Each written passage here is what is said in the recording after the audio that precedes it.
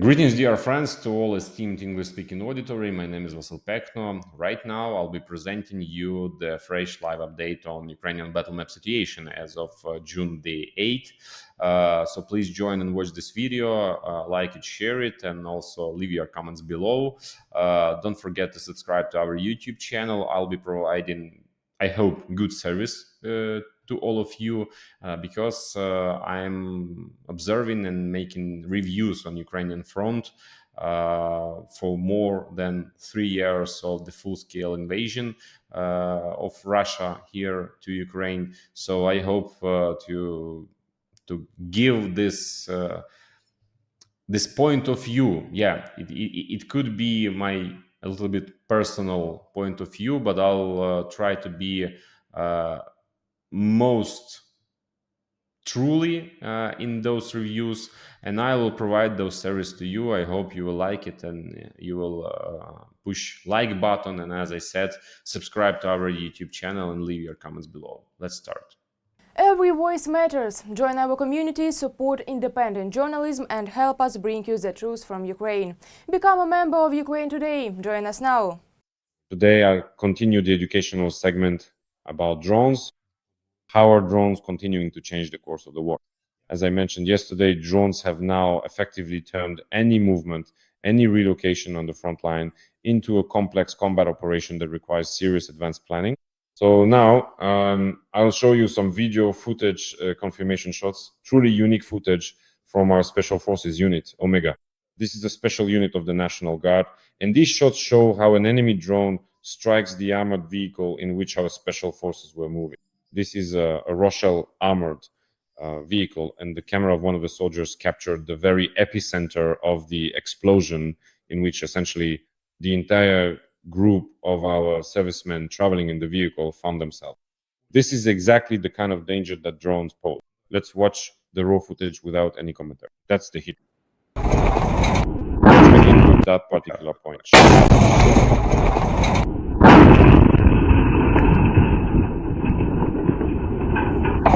Oh, damn it all.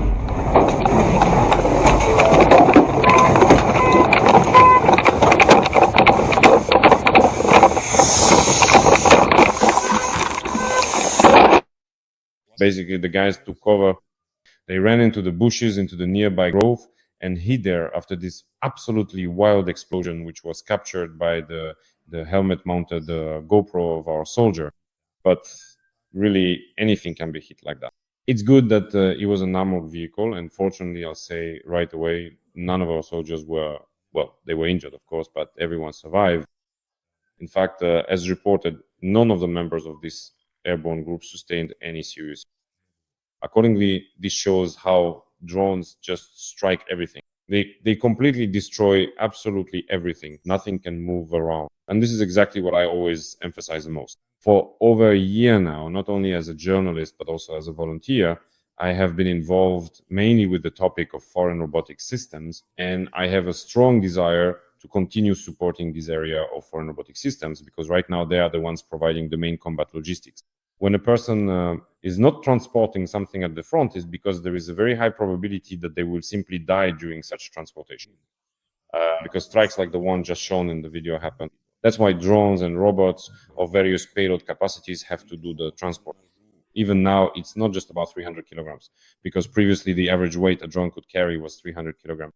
Now, some of our manufacturers are drifting toward payloads that will actually be measured in tons. Well, for now, it's not in tons or even up to 1 ton, but they'll get there very soon. This is an extremely important story, how drones have changed the war. The Magyar Birds drones, well, that's just going to be a beautiful video that you simply can't miss. The Magyar Birds drones destroy an enemy multiple rocket launcher system, which just shatters to pieces, completely to pieces. A fully loaded MLRS with a full ammunition load doesn't just break into spare parts, it leaves nothing behind, not even a wet spot. And why is that? Because even now, the ranges at which MLRS operate are 20 kilometers or more. They are tracked just like here in this video by drone reconnaissance wings, and then struck by FPV drones or bomb drops from bombers. And as a result, we have synergy, eyes, as they say, plus the sting, eyes that see and detect, and a sting that strikes and destroys enemy equipment. This is the work of Magyar's birds. These are, in principle, the kinds of trends that are emerging. Now I'll mention another drone-related trend, because I see this wild panic in our society regarding the fact that the Russians have scaled up production of Shahid drones. Even Magyar himself says that 1,000 drones will be used, or even more. Of course, this won't be a daily occurrence, but in fact, even today, the Russians are already prepared to use up to 1,000 drones at a time and not every day, but roughly once every 10 days, they can launch up to 1,000 drones in a single day. How are these calculations made? Where do they come? It's very simple. Currently, the Russians are producing about 173 drones per day. This includes decoys as well as strike UAVs like Jaren, Shahed, and similar types. So that's 173 drones. So if we imagine that for 10 days, the Russians will be shelling us in a rather moderate or light mode, using 73 drones per day, which for current times can be considered a moderate and light modern over 10 days. If this continues, they will be able to set aside 100 drones each day into their reserves, so to speak. And after 10 days, they will have a stockpile of 1,000 drones ready to launch. Another issue is the launch infrastructure, which is not yet fully developed by the Russians. But I think this is one of the smallest problems when it comes to preparing the infrastructure needed to launch 1,000 Shaheds. So this will happen. But when questions arise about what we are doing, we are doing it. We are very late with anti-aircraft drones. This should have been anticipated and done earlier, but now we are doing it and heroically like many Ukrainians. It seems to me that we have something like this in our character, as they say, until the roasted rooster pecks you in the backside, we won't rush to do anything. In other words, until a crisis situation arises, we don't get up and move with the intensity that we should. In other words, preventing a problem is not really our scenario, so to speak, yes. But now, in addition to anti-aircraft drones, there is also a very important element to our strike drones, which currently are not much different in terms of effectiveness from the Russian ones. In terms of quantity, well, it's almost parity. But we are very close to achieving quantitative parity in the number of enemy targets hit.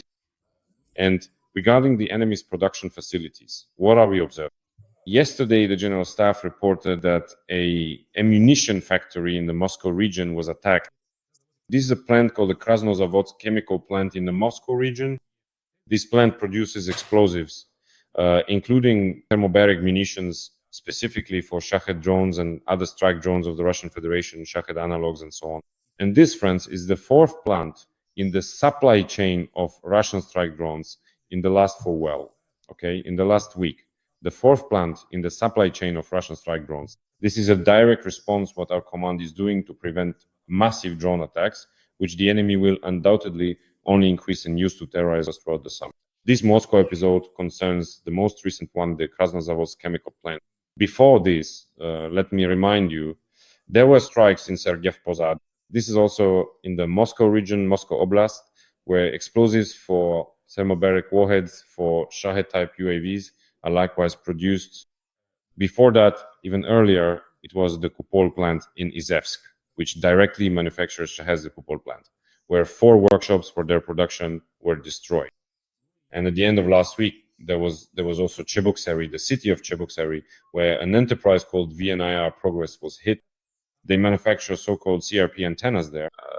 Well, in short, to put it simply, these are antennas that prevent our electronic warfare systems from affecting the Shaheds and throwing them off course. And it is precisely at VNIR Progress in Cheboksary that these antennas are produced, and it was also struck at the end of last week. So that's the fourth plant in the Shahed supply chain in the last 7 days. And this shows the trend, what we are doing, for what purpose, and with what logic, which is to take out these supply chain. And then the Shaheds won't be able to be produced in such quantity. Well, it seems like a simple enough approach, but actually implementing it is far from easy. Nevertheless, our defense forces are doing it. Let's move on to the front. I'll start with Zaporizhzhia because yesterday on television, either in the news or during a segment on the Ukrainian channel Espresso, there was some rather, alarming information that needs to be addressed. Our soldiers are saying that along the entire Orikhiv direction, the enemy is now attacking very rapidly, And intensely this was stated by a battalion commander, the deputy commander of the 65th Separate Mechanized Brigade, one of the battalions. In fact, the 65th is holding the defense force even somewhat further east in the area of Robotyne and the Orkiv direction.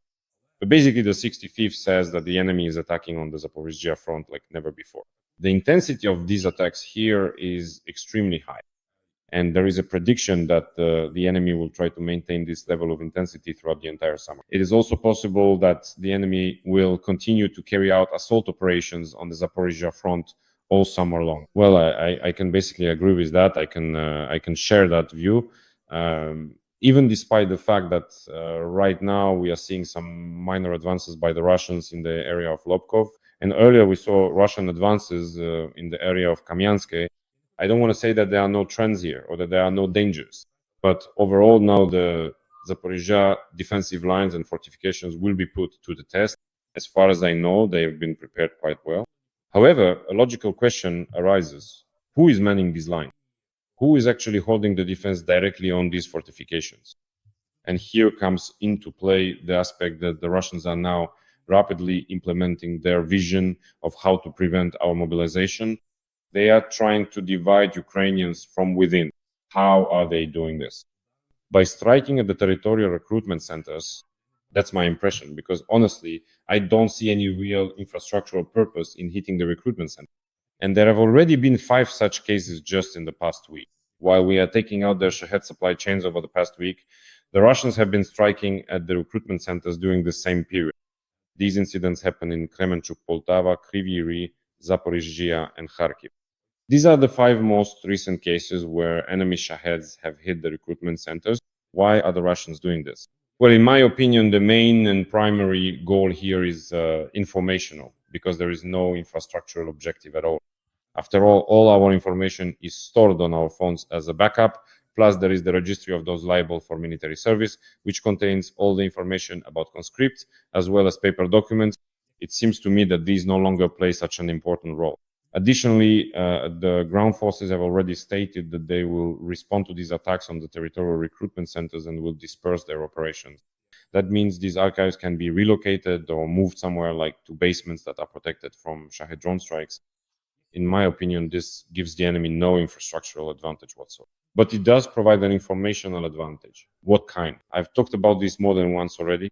Videos appear, and then useful idiots show up saying that's exactly what these territorial recruitment centers deserve. Well, that's just idiocy and brain fog, in my opinion. And this is exactly what the Russians try to exploit, fueling and creating these very divisions. As for Zaporizhzhia, well, the situation there isn't the easiest, of course, but overall the direction isn't particularly promising. It's no coincidence, I already talked about this yesterday, that the Russians are now redirecting some of their resources from here to the Sumy region, because in Sumy the enemy has essentially lost the ability to advance. And if not yesterday, but sometime last week, I mentioned that along the entire line of contact in the Sumy region, our troops are now making moves, counter-attacking maneuvers. Then the well-known military observer and analyst, Reserve Colonel Kostiantin Mashovets, has actually elaborated and detailed, let's say, this story about the Russians losing their ability to advance. And this loss was caused by the defense forces, not only through the destruction of a large number of enemy personnel, but also directly by our counter-assault actions, which Mashovets described. In particular, he says that between Kindotivka and Kostiantinivka, that is right here, between Kindotivka and Kostiantinivka, the armed forces have advanced at least 2.5 kilometers into the enemy's battle formations, effectively outflanking Kindrativka from the north. And essentially, we can talk about the encirclement, or at least the proximity to encircling the Russians in this settlement. In addition to the east of the settlement of Oleksivka, our troops have also advanced by no less than 3.2 or 3.4 kilometers, outflanking Oleksivka from the north. In other words, a second encirclement zone is being formed. And this is a very rare case when our troops are carrying out such counter-assault actions. Well, in fact, they are actually encircling the enemy in 2 places at once in the Sumy region. And it is precisely from here that obvious and serious problems arise. The problems lie in the fact that the Russians urgently need to reinforce this direction. That is why resources are being redeployed from Kherson and from Zaporizhzhia. That is also why there is a very eager anticipation here for the arrival of North Korean troops.